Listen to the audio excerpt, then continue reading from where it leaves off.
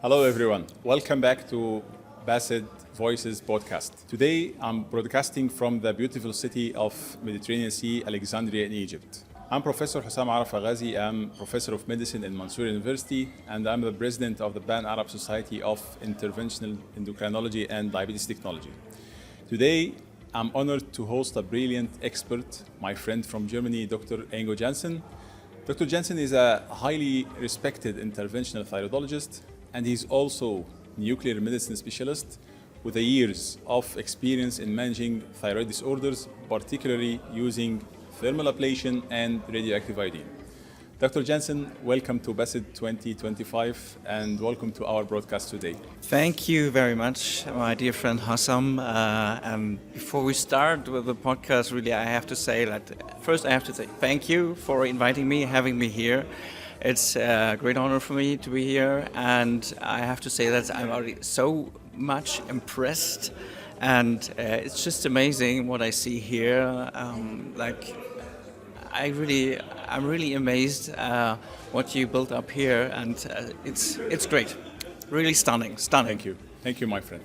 Okay, so let's go and jump to the title of our podcast, which is about the facts and myths about thyroid cancer and the role of the radioactive iodine in diagnosis and treatment.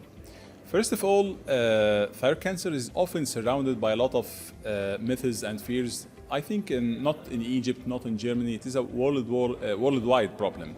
Dr. Jesse, could you start by telling us some of the biggest misconceptions about thyroid cancer that you face it in your daily practice? Well, usually in general, if you have to tell the patient that they are facing any type of cancer, they think of, okay, my life is coming to an end very soon, that they are facing death. And I'm also I also try to tell them, well, okay, now we have to face this disease, but we know that this disease, if you compare to other types of cancer, that this is a very benign one, and that the likelihood for you to die because of this disease is very low. And the 5-year survival rates of thyroid cancer, especially if we are talking about the differentiated thyroid cancers, they are far beyond 90%, so they are very high. Yes. Of course, we have to take care about these cancers, and the patients, most of those patients, they have to be treated.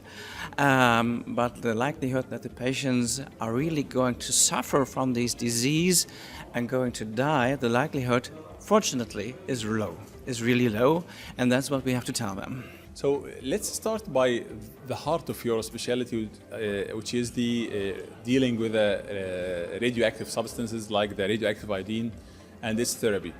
Could you simply, for those who are non-specialists and those who are non-doctors, could you simply tell us some few words about the radioactive iodine and how it's work in treating thyroid problems? Okay, as you all know, the thyroid is producing thyroid hormones, and and it uses the iodine to make the thyroid hormones out of it, and so there are several types of iodine existing, also radioactive ones. And the radioactive one which we use for treatment is the iodine 131. This is very good for treatment because it's a better emitter, which means that it can release powerful radiation, which is good for treatment, but on the other hand, also could harm the patient. But the good thing with this better energy is that the range is very short inside of the tissue. It's only approximately by 0.5 to 2 millimeters inside of the tissue. But the radioactive iodine usually goes through the same metabolism as the normal non-radioactive iodine. So it's the functioning viral cells, they are taking it up, and so that the radioactive iodine is inside of the cell and can make radiation, and cell damage to the cell to treat the disease, whatever it is.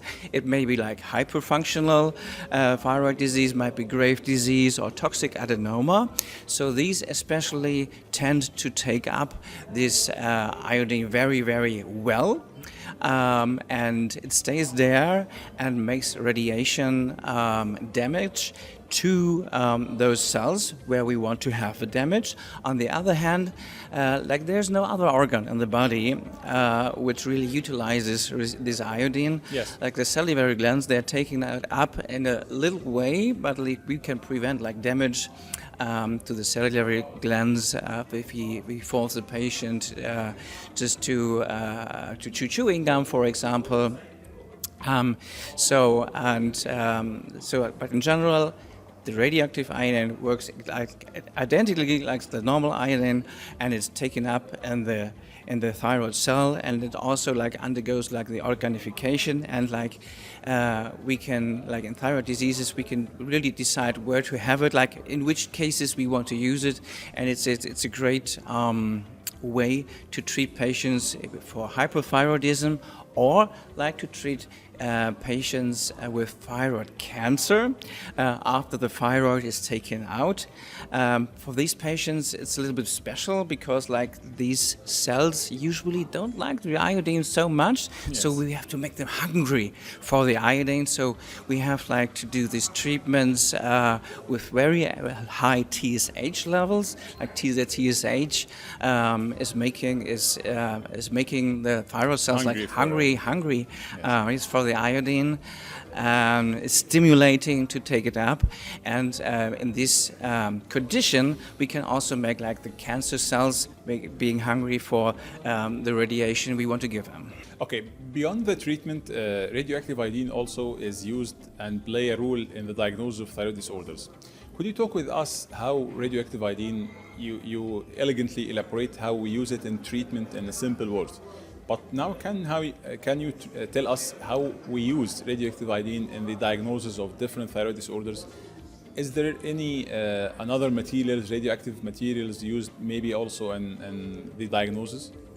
So, in earlier days, for diagnosis for thyroid diseases, like iodine-123 was used. We don't like that so much anymore because, like, the image quality is not very high. Yes. And it has a little more of radiation than the compound we use nowadays, which is the 99 ampere technetate. It's like very similar to the iodine, and it's also like taken up by the thyroid cells, like with the same pathway. The thyroid cell actually thinks that there's iodine coming, and this thyroid cell like wants to make thyroid hormones, also like with these technetium pertechnetate, which we use for imaging right now. And so like it has a much better imaging quality, and the radiation is much less. And so where to use it? So first, it's in general recommended, or we like to use it in patients like suffering from hyperthyroidism, just to see where does the hyperthyroidism come from. Of course, we do the ultrasound first, and let's make it that we have a patient without any nodules in the thyroid, but suffering from hyperthyroidism. We like to use the technetium pertechnetate to make this thyroid scintigraphy to see like whether we really do have like hyperfunctional thyroid tissue, for example in Graves' disease, or do we have like an inflammatory disease where we have lots of hormones, yes, but like not because of the thyroid is producing them, but because of the thyroid is destroyed, and that is the reason why we have so much hormones. So, and with doing this image, we can easily distinguish between those both terms, so that we can treat the patients in an adequate way. Also, we need it for patients either if they are hyperthyroid or like also in euthyroid patients, if we have nodules and we suspect those nodules maybe to be like autonomous functioning thyroid nodules, like toxic adenomas, because it's very, very important for us to identify those toxic adenomas, because we can treat them relatively easily, and we know that they are benign. So almost all of them are benign. And on the other hand, if we don't know that this is a hyperfunctioning thyroid nodule, which is benign, we might come to a different diagnosis, because sometimes in the ultrasound they look bad. They could look suspicious to us. We might think this could be cancer, so we do a fine needle biopsy, and maybe we have like a non-satisfactory result after fine needle aspiration cytology, so that this patient maybe will undergo surgery, which would be unnecessary. So this scan can help us to avoid this, to avoid surgery at the end. Yes. Okay. Over the last decade, there has been a lot of shift in the recommendations when and how we use the radioactive iodine, especially in the treatment of cancer, especially in the low-grade or low-risk thyroid cancers. In your practice, what is the latest trend and recommendation about to use or not to use the radioactive iodine therapy for the cancer of the thyroid?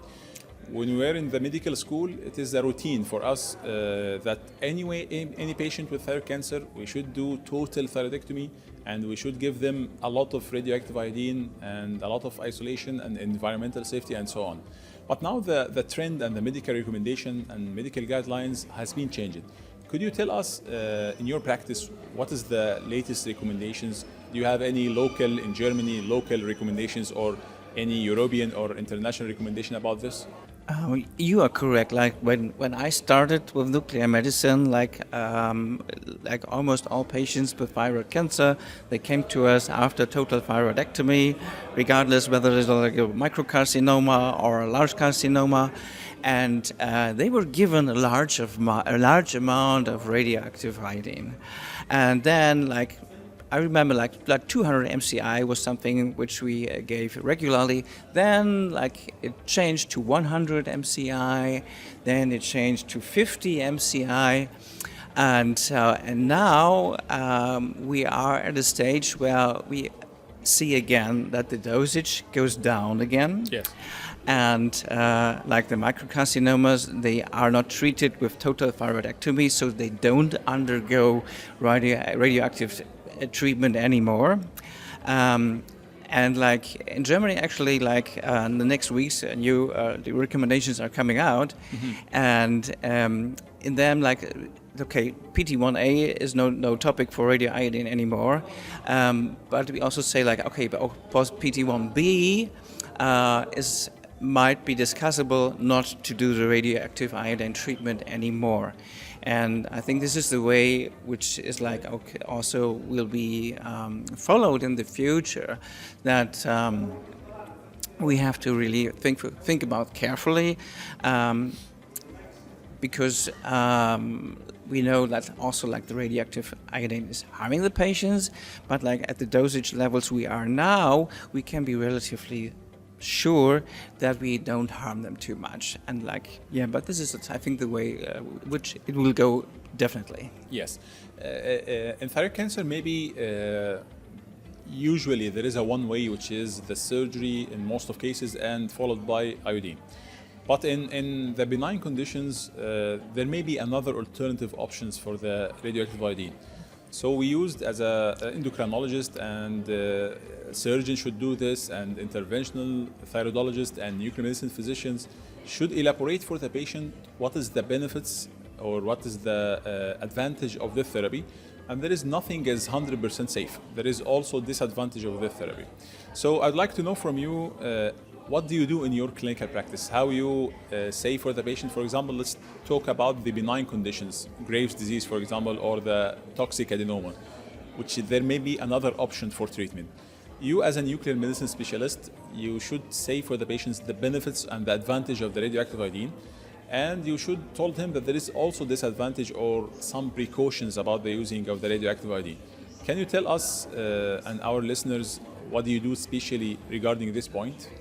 Look, let's talk about like the radiation burden maybe in general with radioactive iodine treatment in benign thyroid diseases. So if you go over the literature, you always find, okay, like it's radioactive, it will cause cancer, and there have been studies going on also showing this. This is correct. But if you go deeper, you will see that these studies were done with very, very, very high dosages, like after cancer treatment, like as I already said, with 200, 300, 400 MCI, and like where we are with our dosage to treat patients with benign thyroid diseases, there we are in a range of like 10 to 20 MCI, which is much, much less.